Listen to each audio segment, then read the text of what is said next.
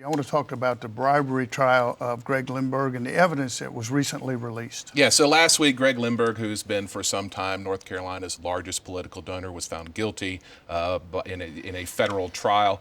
Earlier this week, they released all the evidence from that trial at once. I spent quite a lot of time going through it. A lot of tapes, hours of tapes, a lot of emails. A lot of them are from John Gray, who is Lindberg's political fixer, for lack of a better term. This is Judge Beecher Gray's brother here in North Carolina, who lived down the street, essentially, from Lindberg. They met in a land deal, and then Gray seems to have kind of tried to guide him through North Carolina politics.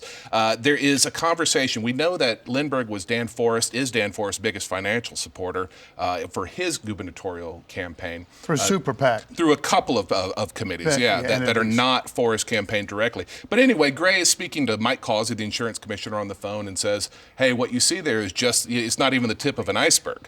Now, we don't know what that means. We don't really know how much we believe John Gray. He, again, was just convicted by a federal jury of bribery. But it sure would be nice to know more. There's a lot of things that hint at a wider world. At dark money, we know that Greg Lindberg gave $5.5 million that we can track. How much did he give to dark money? Talk about the allocations of that money.